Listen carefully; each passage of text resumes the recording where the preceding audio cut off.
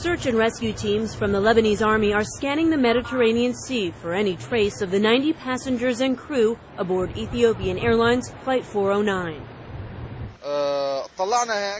Witnesses say they saw the Boeing 737 fall into the sea in flames around 2:30 a.m. local time, shortly after takeoff.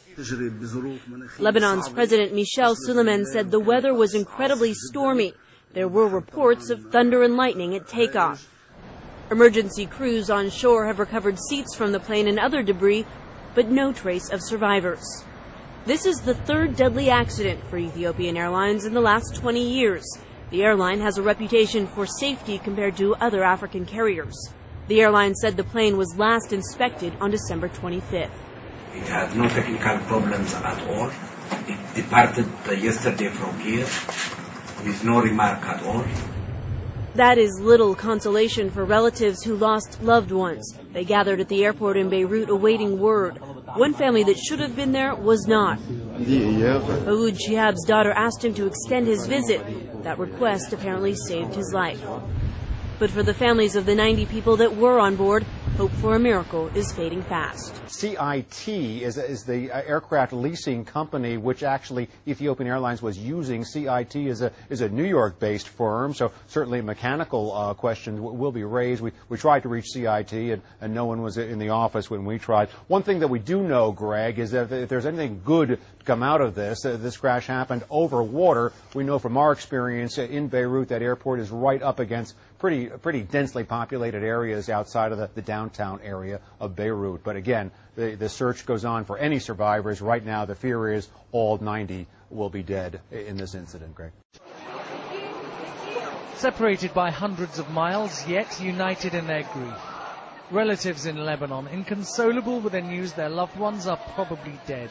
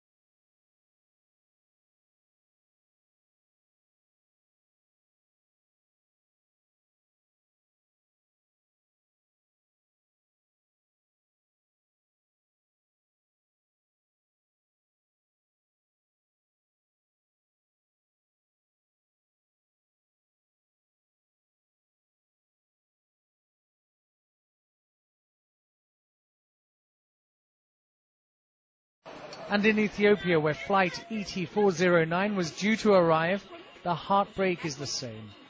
Ethiopian families mourn the death of loved ones who were among 90 people aboard an Ethiopian Airlines plane.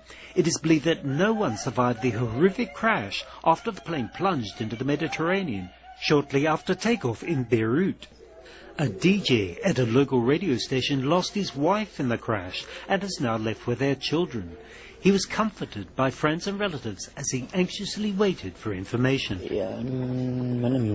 There is nothing. We have not heard anything, whether they have found her body or not. No one is giving us information. Even the airline isn't saying anything. So now we are just sitting and waiting. A team of investigators from Ethiopia, including Ethiopian Airline officials, are in Beirut. Boeing said it was coordinating with the U.S. National Transport Safety Board to assist Lebanese authorities in the inquiry. Lebanese and international search teams scoured the Mediterranean coast for the victims and missing flight recorders, but hopes of finding any survivors have faded. Flight ET-409 was carrying mostly Lebanese and Ethiopian passengers. It was headed to the Ethiopian capital Addis Ababa before it apparently broke up in the air and crashed into the sea during a thunderstorm before dawn on Monday. Looking down on the crash site, this debris is all that is left of the Ethiopian Airlines jet. Eyewitnesses say it exploded in flames before ditching into the sea. There were 90 people on board. Officials say there's little chance of finding any survivors. The Boeing 737 was destined for the Ethiopian capital, Addis Ababa. It took off from Beirut International Airport just after 2:30 local time in the morning. But it disappeared from radar screens just 5 minutes later, apparently in the middle of a thunderstorm. The lightning network that we are referring to is one that we operate from the University of Washington, and it involves sensors that are located all around the world. And in fact, there are several in Europe and in Africa and so forth. The lightning location network indicated that there was considerable activity, considerable lightning strokes that were located in the area, principally over the water, but certainly within the area, certainly within 30 to 50 kilometers of the airport. The other comment you asked was about this airplane, the 737-800. I had a student who is now the head of the Boeing Lightning Lab, in which they test fuel tanks and so forth.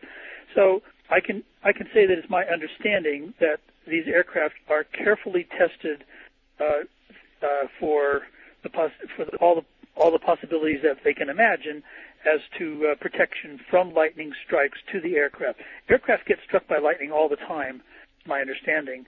I mean, it's very common.